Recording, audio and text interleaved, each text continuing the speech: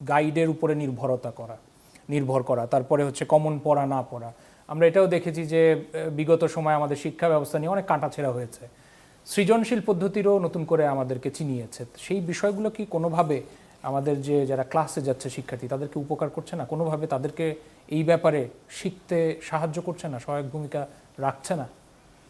সমস্যা হচ্ছে কি, আমরা যখন একটা নতুন কিছু ইন্ট্রোডিউস করি, আমার মাথায় আসছে আমি কোথা থেকে দেখে আসছি, ইন্ট্রোডিউস করে দিলাম, কিন্তু এখানে শিক্ষকরা আছেন, ওনারা বলতে পারবেন তাদের ওরিয়েন্টেশন হয়েছে কিনা, তাদেরকে সাথে কতদিন বসা হয়েছে, তারা তো ইমপ্লিমেন্ট করবে জিনিসটা। হয়তো জিনিসটা ভালো ছিল, কিন্তু যারা পড়াচ্ছে তারা কি জানে? তাদের কাছে একটা কাগজ পাঠিয়ে দেওয়া হয়েছে, তারা তো ওইভাবে তৈরি না।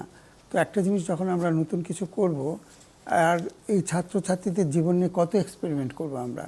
এটা তো ল্যাবরেটরির কোনো প্রাণী না যে আমি তার উপর এক্সপেরিমেন্ট করব। এটা মানুষের উপরে আমরা নতুন যে কোনো পদ্ধতি ব্যবহার করি। এখানে শিক্ষকদের এবং শিক্ষার্থীদের উভয়ের সাথে আলোচনা করে তাদের মতামত নিয়ে এটা করতে হবে। আপনি একটু আগে যেটা বলছিলেন যে প্যারেন্টসদের সাথে যে বৈঠক হয়, প্যারেন্টসরা আসেন, বৈঠক হয়, স্কুলের কথা আমি বলছি, সেখানে ধরেন কত নম্বর পেয়েছে, কত নম্বর পায়নি, এটা নিয়ে আলোচনা হয়।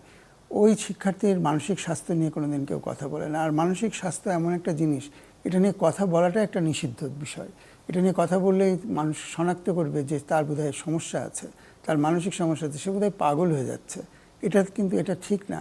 সে বাড়িতে তার সাথে কথা বলে কিনা, বাড়িতে বাবা মা তাকে সেই স্পেস দিচ্ছে কিনা, সেটা নিয়ে কতদিন আলোচনা হয়। শিক্ষকরা কি বাবা মার সাথে, যেদিন প্যারেন্টস মিটিং হয় সেখানে কি এই এজেন্ডাটা থাকে?